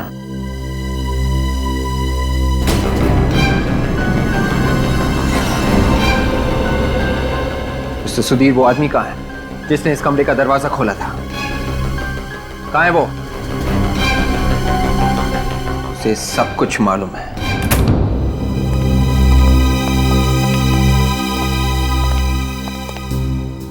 कहाँ है वो? पता नहीं सर। पता कैसे नहीं? सर, वो यहीं बैठता है, शायद किसी काम से बाहर गया होगा। कमल नाम है उसका। कमल? मेंटेनेंस वाला आदमी मिला विवेक? नहीं सर, लेकिन उसका नाम कमल है सर, वो यहीं कहीं होना चाहिए। शायद वो भी फ्रॉड हो। सर, कोई ताजुब की बात नहीं है, लेकिन वो यहीं का एम्प्लॉय लग रहा था। सर, आप मुझे थोड़ा वक्त दीजिए, मैं उसे ढूंढ निकालता हूँ, please. Relax relax Vivek, tension मत लो। सचिन, तुम जाके देखो, ढूंढो उसे। आइए भाई साहब। जी विवेक, तुम रागिनी को कैसे जानते हो? सर, एक्चुअली रागिनी ने मुझे फोन किया एक इंटरव्यू के लिए। पिछले 2 हफ्ते से वो रिक्वेस्ट कर रही थी, तो मैंने सोचा। सब एक प्लानिंग है। मतलब सर? मतलब उसने पहले मलाई का खून किया और फिर उसकी बॉडी को चुरा लिया। सर, भगदड़ के बाद तो वो गायब थी, लेकिन एक बात समझ में नहीं आ रही सर, अगर वो एक गुनहगार है तो उसने मुझे इंटरव्यू के लिए क्यों बुलाया? क्यों सर? सर, ये रहा कमल। यही है वो सर। कहाँ है वो? कौन थी वो? जल्दी बता, नहीं तो। कौन सी लड़की? मैं किसी लड़की को नहीं जानता। सर, आज सुबह इनके साथ एक लड़की आई थी यहाँ पे। हाँ। कौन थी वो? सर, मैं नहीं जानता। तो तुमने इंटरव्यू रूम क्यों खोला उसके लिए?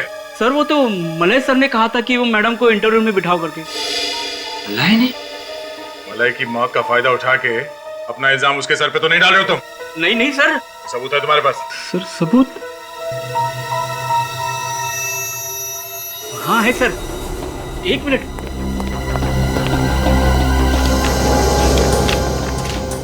ये देखिए सर, ये देखिए सर, ये मलय सर ने खुद उस लड़के को वहां बिठाने के लिए कहा था और पूरा सेटअप करने के लिए कहा था। ये रही उनकी सिग्नेचर। इसका मतलब मलय रागिनी को जानता था? ये रागिनी मलय को कैसे जानती थी? सर, वो तो पता नहीं। मलय सर ने मुझे कल शाम को ही रागिनी जी से मिलवाया था और कहा था कि मैडम ऑफिस आए तो उन्हें इंटरव्यू रूम में बिठा देना। सर हो सकता है मलय भी रागिनी के साथ इस प्लान में शामिल हो। इस मलय और रागिनी के बीच में क्या संबंध है, पहले वो पता करना चाहिए।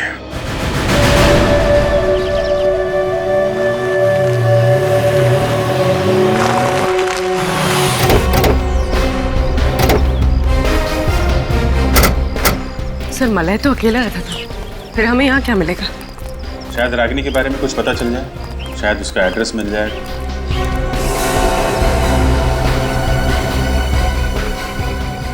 टीवी चल रहा है अंदर। सर अंदर आत्माएं नाच रही हैं। देखें कौन सी आत्माएं हैं।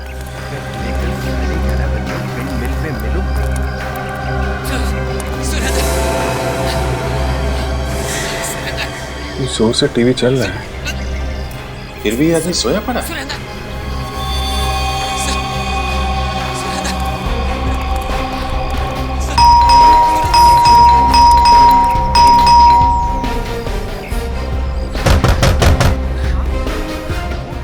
कुछ गड़बड़ है, दरवाजा तोड़ना पड़ेगा। तोड़ोगे? सर।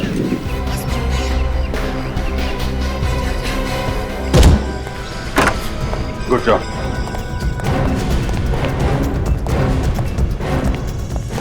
हेलो, एक्सक्यूज मी।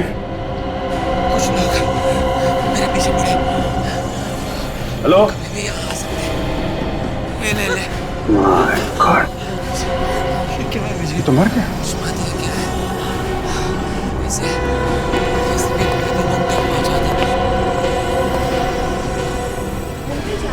टीवी बंद करो।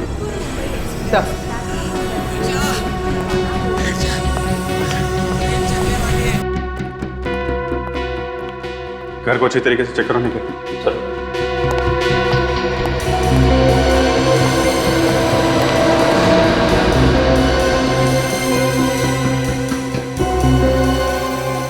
बैठे बैठे ऐसा लग रहा है टीवी देखते देखते ही मर गया। सर हो सकता है इसे हार्ट अटैक आया। हो सकता है। आने के घर के अंदर कोई भी नहीं है। घर में कोई भी नहीं? नहीं सर। ये आदमी यहाँ पे अकेला है? कौन ये आदमी? एक मिनट एक मिनट, ये क्या है?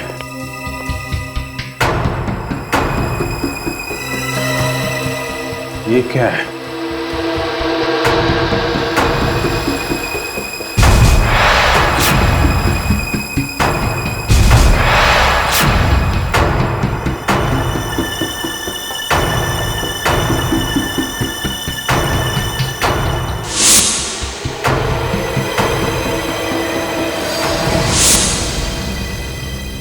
मलय? ये मलय है? हाँ सर। मगर इसकी लाश यहाँ पे कैसे पहुंची? तो चुराने वाले ने यहाँ पे छोड़ दिया होगा। अरे मगर चुराया ही क्यों? ये देखो, ये सोने की चेन,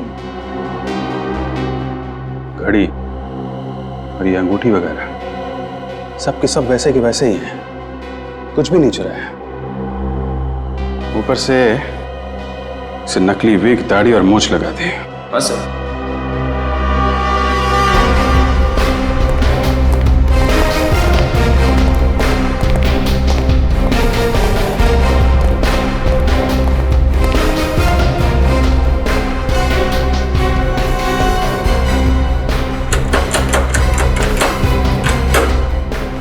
लॉक तो बिल्कुल ठीक ठाक है, दरवाजा तोड़ने का कोई निशान नहीं। कहीं ऐसा तो नहीं जिसने मलय की लाश यहां रखी उसके पास इस घर की चाबी हो? चाबी से दरवाजा खोला, लाश को यहां पे रखा और चुपचाप निकल गया। लेकिन एक बात समझ में नहीं आ रही है, खूनी यहां पे मलय की लाश रखने के लिए आया था क्या? क्यों? है कौन वो आदमी? रागिनी तो यहाँ नहीं है। यहाँ नहीं है? तो फिर कहाँ? वो अपने घर गई है। मगर रागिनी तो यहीं पे रहती है ना? सर वो नासिक की रहने वाली है। यहाँ मैंने अपना घर उन्हें किराए पर दिया था। ओह, और कब गई वो यहाँ से? आज सुबह कुछ 12 बजे के आसपास। 12 बजे के आसपास? मलय का खून हुआ सुबह 10 बजे और ठीक 2 घंटे बाद 12 बजे वो यहाँ से भाग गई। क्या वो खून में शामिल थी? ये कहाँ फंसा दिया मुझे? अच्छा, रागिनी के घर वालों का नंबर तो होगा ना आपके पास? हाँ सर है, मैं अभी देता हूँ सर। घर पे फोन करके पता करो कि रागिनी वहां पहुंची है कि नहीं। Yes sir. Thank you. Ragini काम क्या करती है? सर वो एसी रिसर्च लैब में रिसर्चर है। एसी रिसर्च लैब, फ्रिज के ठंडा रखने की क्षमता को और बेहतर बनाने वाली कंपनी। सर, रागिनी ने फिर से झूठ बोला, वो अपने घर गई नहीं। यही उम्मीद भी थी।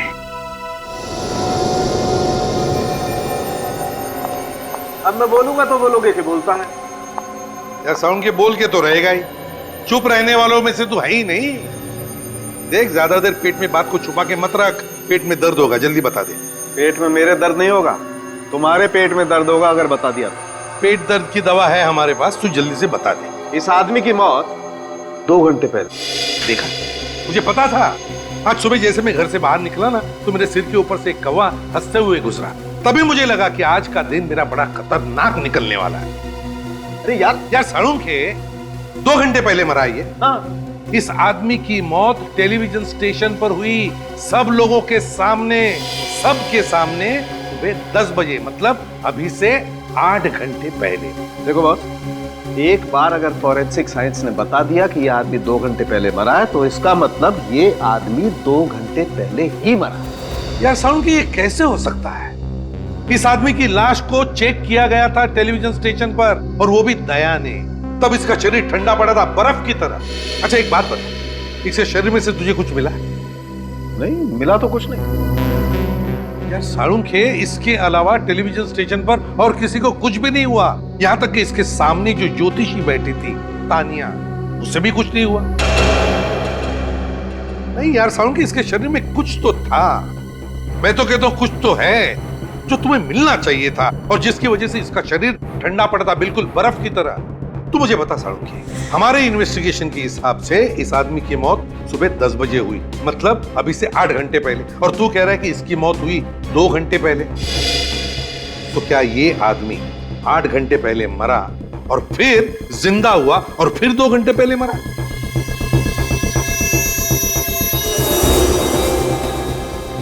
वैसे शरीर ठंडा हो जाने से दिल की धड़कनें तो कम हो जाती। इतनी कम हो जाती है कि ये मरा हुआ लगे? थ्योरी के हिसाब से हाँ। एक बात और, क्या? ये देखिए यहाँ इसकी गर्दन पर ये जो 2 निशान है, इंजेक्शन के निशान है बॉस। इस आदमी को यहाँ से जहरीला इंजेक्शन दिया गया है, और उस जहर से ही इस आदमी की मौत हुई। यह आदमी जहर से मरा, इसे इंजेक्शन दिया गया जहर का। किसने किसने दिया इसे जहर का इंजेक्शन?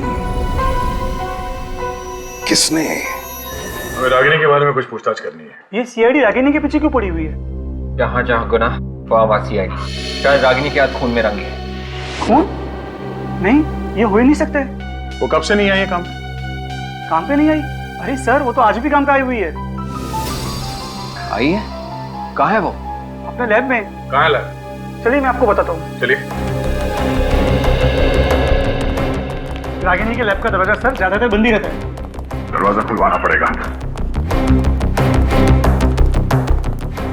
रागिनी, रागिनी दरवाजा खोलो। रागिनी। सर, रागिनी दरवाजा नहीं खुल रही है, पता नहीं क्यों। चाबी तो है ना तुम्हारे पास? जी सर। बोलो।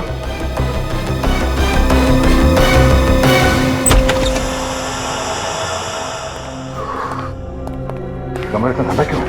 सर, वो रागिनी ने एक ऐसा केमिकल बनाया जिससे फ्रिज को ठंडा करने की कैपेसिटी बढ़ जाए। ठीक है, बाहर निकलो। रागिनी,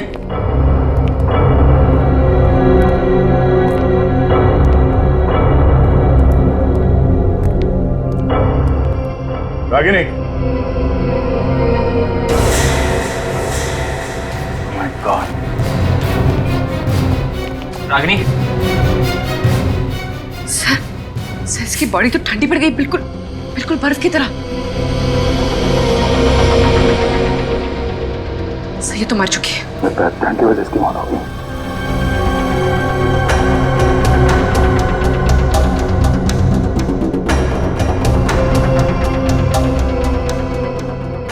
सब चीज अपनी जगह पे है। लैब के अंदर कोई और है भी नहीं, कोई हाथापाई के निशान नहीं।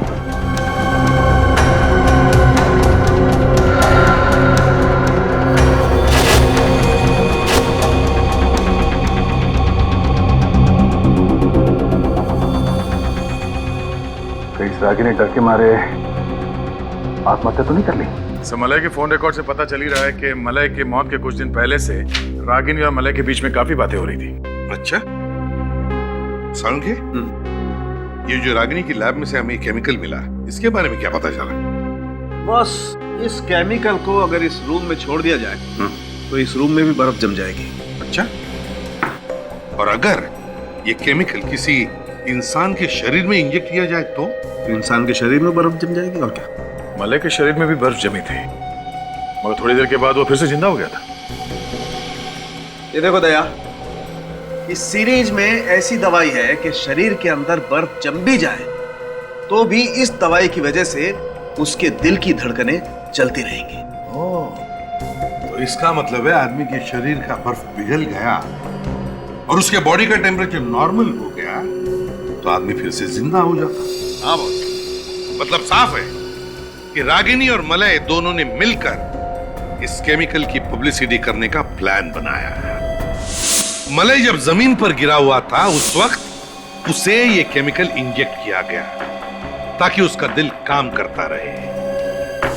रागिनी ने पहले से ही भेष बदलने के लिए कपड़े, नकली मूछ और विग का इंतजाम कर रखा था, जो उसने मौका मिलते ही एम्बुलेंस के अंदर छुपा दिया।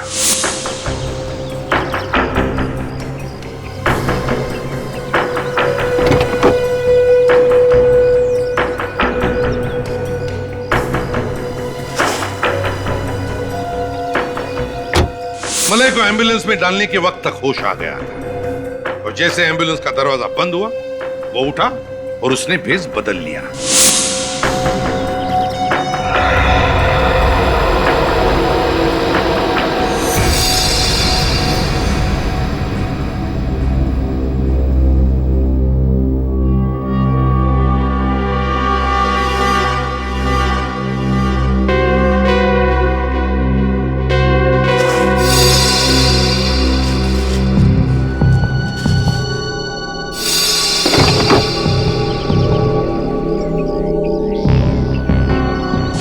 प्लान एकदम सही जा रहा था और उसके अनुसार वो अपने घर पहुंचा।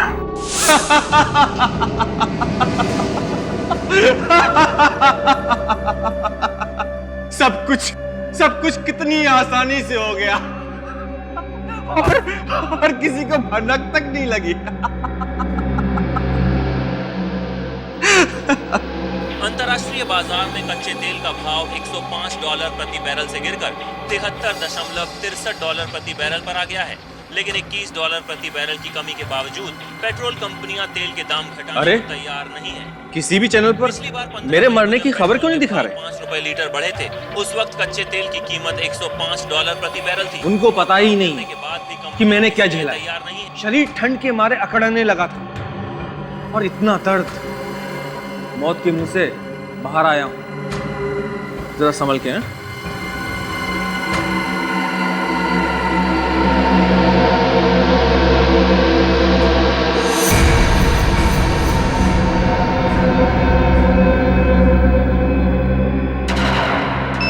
और वहां पे रागिनी पहले से ही उसका इंतजार कर रही थी और उसने मलय को वो जहर वाला इंजेक्शन दे दिया।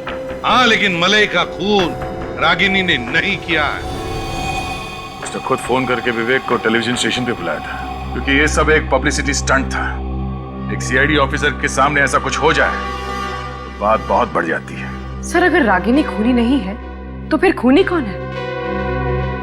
विवेक एक बात बता, मलय के गिरने के वक्त रागिनी कहाँ थी? सर रागिनी वहाँ सेट पे नहीं थी, वो कॉरिडोर में ही रुक गई। क्योंकि एम्बुलेंस में उसे वो कपड़े रखने थे। मगर सर मलाई का दिल चलता रहे, उसके लिए उसे इंजेक्शन तो देना ही था। तो इंजेक्शन किसने दिया? विवेक को इंजेक्शन उसी ने दिया जिसे रागिनी और मलय ने अपने प्लान में शामिल कर रखा था। और वो उस वक्त सेट पर था। हाँ दया, समझ गए ना खूनी कौन है?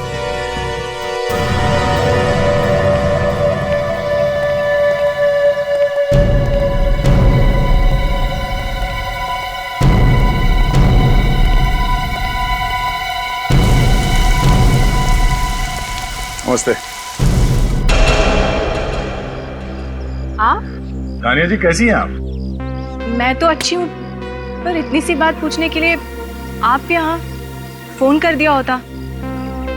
फोन पे भविष्य कैसे पूछ सकते हैं? नहीं, ऐसी कोई बात नहीं है, फिर भी। नहीं, हमने सोचा कि जिस मुसीबत में हम लोग फंसे हुए हैं तो उसमें से आप ही हमें बाहर निकाल सकती हैं।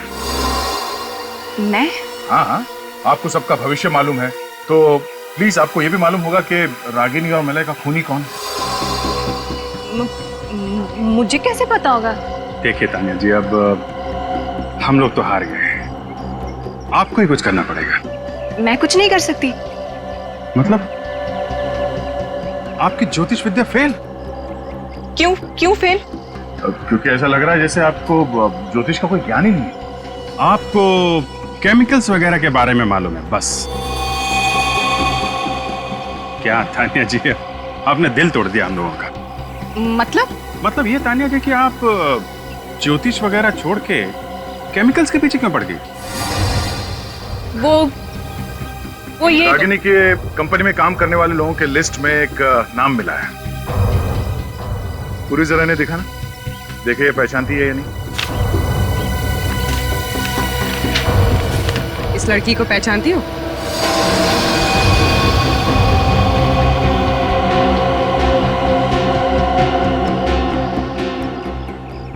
क्या हुआ? फोटो पहचानने में प्रॉब्लम हो रही है? हम आपकी मुश्किल आसान कर देते हैं। ये आप ही की फोटो है और आप उस केमिकल बनाने वाली कंपनी में काम करती हैं, है ना? हाँ, मैं उस कंपनी में काम करती हूँ। मलय और रागिनी के प्लान में तुम भी मिली हुई थी। उनकी मौत से मेरा कोई लेना देना नहीं है। ओह, तो मलय के मौत के दिन तुम उसके घर नहीं गई थी? हाँ? नहीं। मगर तुम्हारा मोबाइल फोन बता रहा था कि उस वक्त तुम उसी एरिया में थे। या नहीं? थी।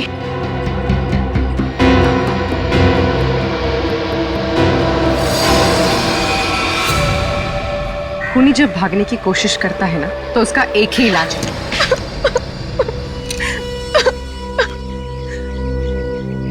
हाँ, मैंने ही उसे मारा था।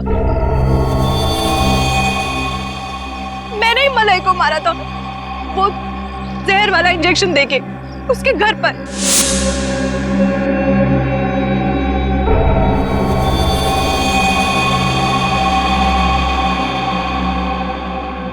और उस बेचारे को शक भी नहीं हुआ क्योंकि तुम तो उसके प्लान में पहले से ही शामिल थी, है ना? हाँ, मैंने ही उसे कहा था कि वो इंजेक्शन से ज्यादा बेटर फील करेगा। रागिनी को कैसे मारा? उस दिन लैब में मैं उसी के साथ थी और मैंने केमिकल का कंटेनर खोल दिया और कमरे से बाहर चली गई। उस केमिकल ने फौरन उस लैब को ठंडा कर दिया। मगर उसका खून क्यों किया? उस केमिकल की वजह से। केमिकल की वजह से? उसने और मैंने मिलके वो केमिकल बनाया था, लेकिन अपने बॉयफ्रेंड मलय के साथ मिलके वो सारा क्रेडिट ले गई, मेरा नाम तक भी नहीं लिया। और बदला लेने के लिए तुमने उन दोनों का खून कर दिया। लेकिन क्या फायदा हुआ? अब सारी जिंदगी तुम्हें जेल में काटनी पड़ेगी अगर फांसी नहीं हुई तो। इस तरह के और भी एपिसोड देखने के लिए हमारे चैनल को सब्सक्राइब करें और बेल आइकन दबाना ना भूलें।